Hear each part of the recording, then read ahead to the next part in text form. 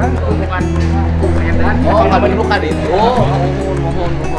Suakan kurang sadayana sing jadi gubernur Jawa Barat. Oh, Kang Dede, ulah salah. Siap. Pendukung berat udah lah siap yo, cijulan. Kita pelanggan pagi jeung Haji Udin yo. Barang Haji Udin gitu tadi. Haji Udin yo. Urang begitu asup ke masjid aya Haji Udin. Pokona ka urang Cijulang sing calageun. Amin. Sing laluna sutangna. Amin. Sing loba rezekina. Amin. Tong nambah pamajikanana. Pi omongan. Sebaliknya pas ke Cijulang ngadoakeun yo. Kang Dede sing sehat, panjang umur, sukses jadi gubernur Jawa Barat. Amin. Haji sing ka haji deui. Amin.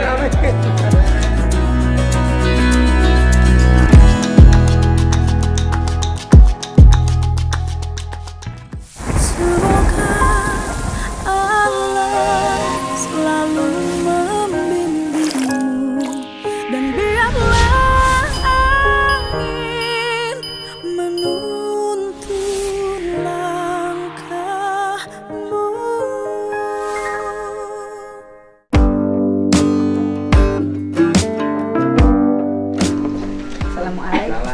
Assalamualaikum. Punten ya, saya dari Jakarta dulu, mangga. Lama? Saya alhamdulillah. Ini kakaknya Sakata. yang waktu itu ketemu di sana. Oh, pernah ketemu di Sakata Tatalnya. Iya. Ya. Sini, mangga. Ini kan Peggy bebas. Iya, alhamdulillah. Alhamdulillah. Tapi kalau kita mau runut bahwa Hmm. bebasnya Peggy itu tidak serta-merta. Ya. Tetapi ada proses yang dijalaninya Iya. panjang. Nah, seluruh proses ini berawal dari Saka. Jadi kalau waktu itu Saka Tata keluar dari penjara, terus diam, menerima kebebasannya setelah di penjara 8 tahun, Ya. tidak mau bercerita tentang apa yang terjadi, nggak akan ada. Ya. Nah, ini kan karena Saka Tatal mau bersuara, mau diwawancara, mau bercerita apa adanya, dan mau dibully loh. Karena kan waktu awal kesaksian di TV ketika Pina muncul dengan keluarganya ya, dengan para pengacaranya, orang nganggap Saka ini adalah pembunuh, pemerkosa, berbohong, Iya. ya kan? Dan saya kan baca itu buliannya itu, dan yang paling utama adalah bahwa ini ibu Ya sama Ibu Titin juga dibully, Titin, saya tahu. ya kan? Bu Titin kan awalnya dibulinya luar biasa. Dan kalau Ibu Titin pertama nggak nerima saya, ya mungkin wassalam. Iya. Karena apa? Karena saya nggak punya dasar lagi untuk Ya. melangkah bis ini kemana. Dan saya nitip pesen ya sebagai anak muda. Hidup itu bukan matematika, ada misteri, ya kan, saya katakan misteri. Dan misteri itu hanya bisa dijawab dengan rasa. Jadi saya nitip pesen nama Saka Tata, satu, sikap egonya mulai turun. Ya, ini penting kalau ingin maju ya. Iya, benar. Wah, saya muka kereng banget, nah itu nanti nggak boleh lagi. Terus ya nggak boleh lagi kekeh dalam bahasa saya kuma aing tuh nggak boleh. Ya, kalau apa gimana gua kalau orang Bekasi, nggak tahu kalau orang Cirebon bilang nyopo. Apa Apa jari? jadi isun? Apa? Apa jadi isun? Apa jari kita? Jari Apa? Apa jari isun? Apa jari isun? Ya, itu artinya Ya, sama. Apa Terserah kata saya? gimana saya aja Ya, itu. sama. Terus yang kedua, itu kan kemarin saya pesen ya, betul bahwa orang yang minum ciu bukan pembunuh, gitu loh. Betul bahwa orang tukang nongkrong bukan kriminal, betul. Tetapi menurut saya ini pembelajaran penting bahwa dari kebiasaan nongkrong itu bawa apes. Ya Bu ya. Ya Bu ya kita. Hanya seperti itu. Ya kan, kalau aku sih kalau ngomong bukan persoalan salah tangkap, itu lain lagi urusannya. Betul. Nah, kita ke dalamnya introspeksi, ya kan? Ke dalamnya introspeksi bahwa yang suka nongkrong di jalan tuh banyak apesnya. Satu, kesenggol mobil. 2 ketabrak motor, lagi pinggir jalan loh. Ketiga yang ada tawuran Ikut-ikut. ketusuk. Iya. Kadang-kadang yang itu kan itu di jalan ketusuk. Nah kemarin tuh apes. Nah jadi nanti yang kira-kira membuat hidup apes tuh jangan deh dideketin. 1 minum itu bikin apes. 2 nongkrong di pinggir jalan bikin apes. Yang ketiga yang suka apes hidupnya siapa? Yang tidurnya larut malam. Iya bener lah. Langsung Kan? senyum ya. Ya, jujur aja yang Iya, tidur sama. larut itu apes.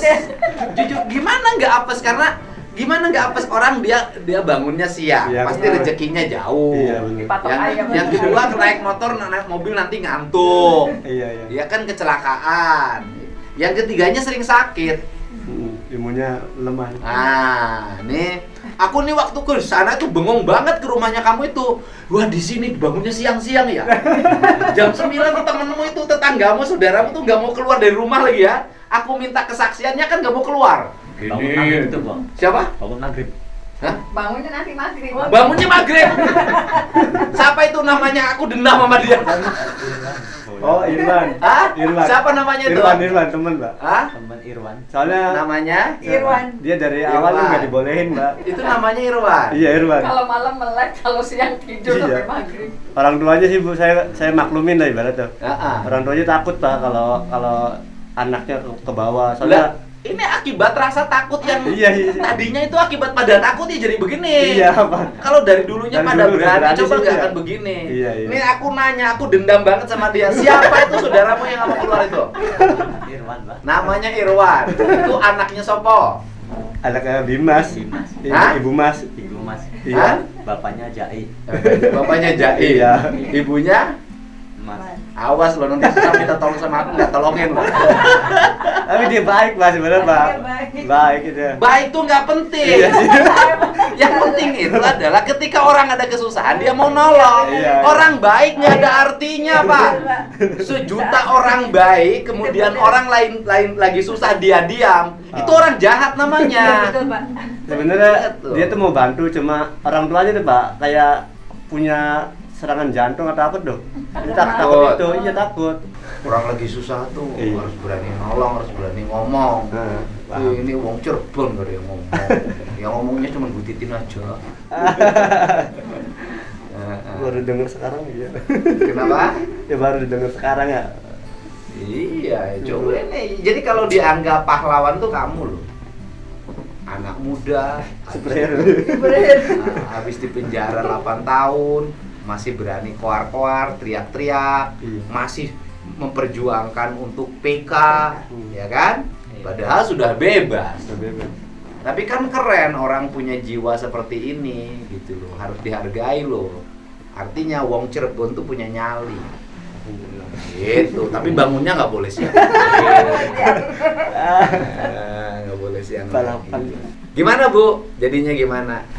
Ya, kemungkinan kita PK Pak. Tadi kita sudah mendaftar. PK ya.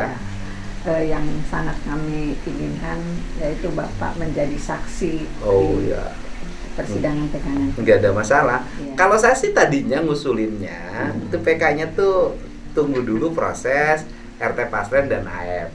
Kalau saya sih ya. Oh iya. Nah, jadi kalau RT Pasren dan AF berproses di Mabes Polri Iya. dan kemudian arahnya nanti kita sudah bisa baca.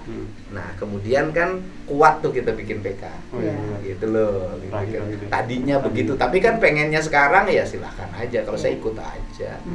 Gitu. Karena kalau memang Pak Pasren itu Pak di alibinya kan ada yang 5 itu. Mm-mm. Kalau di Saka itu kan Saka punya alibi sendiri gitu. Ya, yang keliling malam itu. Iya. Yang ketemu ini, Iya. ini, yang saya pernah praktek itu kan. Iya. Yang terakhir yang kakinya patah kita bertemu kan. Iya sih, kalau Oke, dia. nggak ada soal. Ya memang alibi Saka tuh memang tidak bersama dengan 5 itu. Tidak bersama dengan AF juga ya. Iya, tidak. Kan Saka tidak masuk dalam keterangan AF nggak? Tidak masuk Oh, iya, dalam betul. keterangan AF. Iya. Tidak masuk dalam keterangan AF. Iya. Oh, kalau tidak masuk sih nggak ada soal. Ini nggak masuk ini. Gitu. Justru yang keterangan AF tuh yang 5 orang itu. Dan Liga Akbar juga sama, nggak masuk di keterangan AR. Liga Akbar tidak masuk dalam Tidak keterangan Saka nggak masuk. Pramuji tidak masuk dalam keterangan Saka, Tidak. ya kan? Teguh tidak masuk dalam keterangan Saka. Liga Yang masuk Akbar Sudirman, tidak masuk ya, keterangan saksi Akbar. mata. Kemudian AF tidak masuk keterangan Sakal. Dede tidak masuk keterangan Sakal. RT Pasren tidak masuk. Kemudian Abdul Kahfi tidak masuk karena Saka Tatal tersendiri ya. Iya. Jadi Saka Tatal termasuk kategori apes ya berarti. Jadi kan sebetulnya gini, Pak, saya sih ngeliatnya dia kan tinggi. Saka sama Sudirman tuh waktu itu tinggian Saka. Iya, kalau nggak salah. Jadi kelihatannya pas penangkapan tuh nggak nyangka dia anak karena tinggi. Oh, jadi Saka itu ditangkap karena tinggi. Oh, berarti penangkapan itu menentang terhadap peningkatan gizi rakyat. Ya, jadi pengen anak-anak itu pendek-pendek gitu kan, stunting gitu. Jadi nggak kelihatan anak, kelihatannya kaget setelah ternyata Saka umurnya di bawah. Ya karena nggak kelihatan anak, dia gaulnya dengan orang dewasa.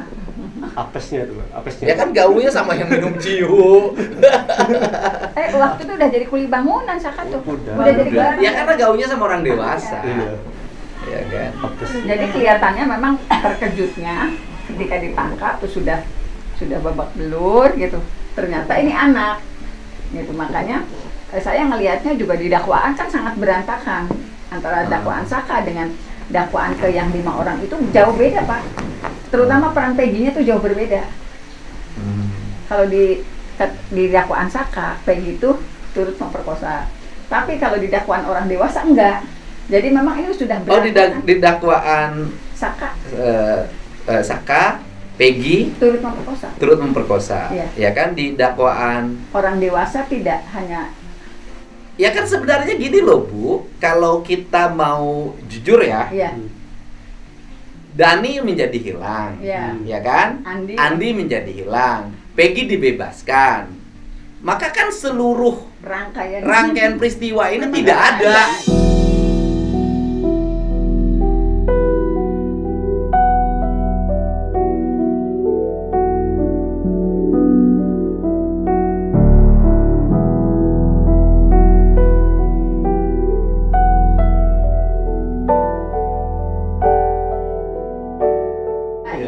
Paketan ya, Pak? Iya. Ya kan tidak ada peristiwa ini. Karena ada orang-orang yang hilang. Gitu. Ya kan perannya kan gini loh. Misalnya merkosa. Iya. Yang pertama merosotin kan Siapa? Dani kan? Iya. Kalau di situ kan Dani.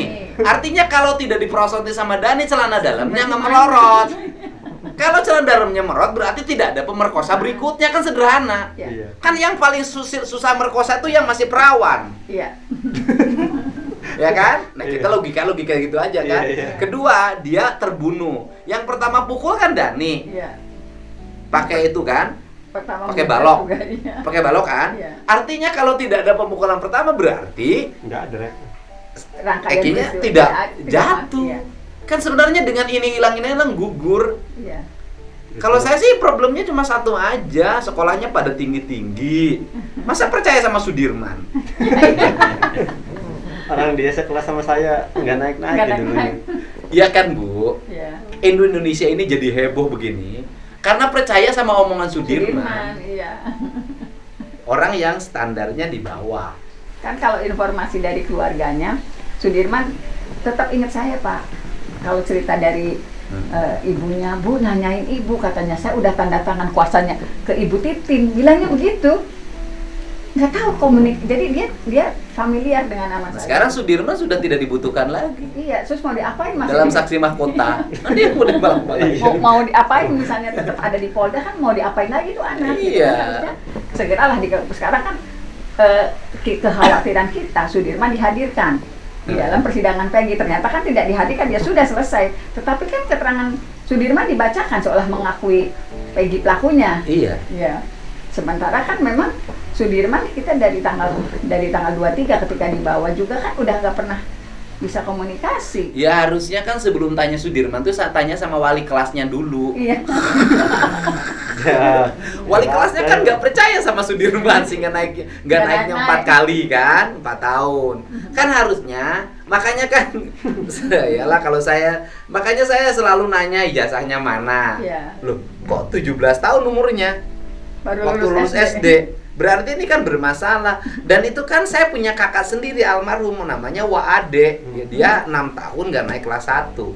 Ya gimana ya, normal sih normal ya. Tapi kan kalau ditanya di sini ngomong A, di sini ngomong B. Hari ini di sini ceritain si A, besok ceritain si B. Kalau orang kurang-kurangnya tidak paham dia, itu bisa berkelahi. Karena kesini begini ngomongnya, kesini ya itu sawah Ade. Nah, kalau nanti dibaikin sama A, almarhum itu kan, dia baik ke sini. Begitu di sini nggak ngasih duit lagi, dia ceritanya sebelah sini lah, itu wah Ade dulu. Makanya saya bilang, begitu saya dibilang Sudirman, saya cepet bisa mempraktekkan karena saya pengalaman terhadap kakak saya. Oh ini kayak wah Ade nih. Nah, sekarang gimana Sudirman dijadiin saksi mahkota? Jadi nanti saya saksinya saksi apa? Bukan saya tidak mengalami peristiwa itu. Sebetulnya kan yang kami lihat kan Bapak juga kan menelusuri semua gitu, dan itu kan ternyata luar biasa Pak dampaknya. Karena biasa di luar Bu maksudnya. Bukan luar biasa, biasa di luar rumah Bu. Karena biasa di luar rumah jadi bisa mengungkapkan secara keseluruhan. Dan pengungkapannya itu kan nggak ada beban Pak. Mereka yang didatangi Bapak juga tidak ada beban, tidak ada tekanan. Mereka bercerita dengan ini, human interest-nya juga dapat gitu. Apa yang terjadi di masa lalu juga diceritakan semua. Dan itu kan kami tidak bisa peroleh itu Pak. Dulu juga kita tidak bisa. Kami itu dulu waktu bersidang itu sangat sulit Pak nyari saksi, luar biasa. Sangat sulit. Sebetulnya gini, ketika misalnya ada di dalam dakwaan itu. Tapi saya memperoleh itu pernah dimarahin salah satu pengacara loh. Bukan saya Pak. Ya boleh lah saya ngomong begitu Iya, sekali-kali. apa-apa. Ya, kan? Wajar, Boleh wajar. loh saya peroleh itu, saya sampai dimarahin loh. Sampai diancam mau dilaporin saya. Atau nggak ada yang salah ya Pak? Padahal kan saya mengungkapkan itu, misalnya gini, saya mengungkapkan seseorang tuh polos, sampai bercerita urusan pribadinya. Misalnya saya cerita tentang Ibnu.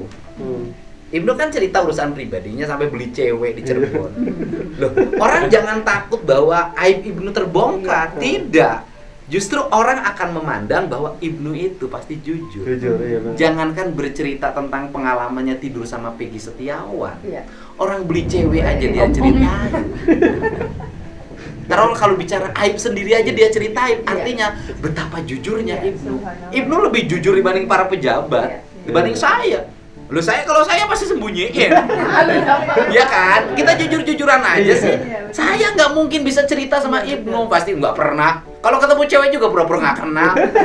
Ya kan? Tapi kalau Ibnu kan bercerita. Nah, artinya bahwa kalau Ibnu bersaksi, maka tak ada satupun yang akan meragukan keterangan itu. Tujuan saya sebenarnya itu. Gitu.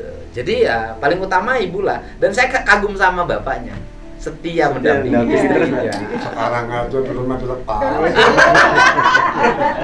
Sekarang aja. Iya, saya dulu nggak pernah saya sidang di Jakarta, nggak pernah berangkat sendiri. Dan bukan cuma melepas Pak. Ngontak aja saya nggak pernah. Bukan maksudnya setia mendampingi istrinya itu bukan bapak ngedampingin sekarang, bukan. Setia mendampingi ibu dalam berbagai hal. Termasuk bapak tidak telepon itu bagian dari kesetiaan. Kalau bapak telepon itu tidak setia namanya. Justru sekarang saya agak rewel. Nah, kenapa? Kalau Karena misalnya telat keluar sedikit, rumah kemana? sebentar aja, saya tanya posisi di mana. Karena saya paham betul kondisinya. Saya kan ketika jadi wartawan itu pos saya ada Jakimpol, kejaksaan, kepolisian sama pengadilan.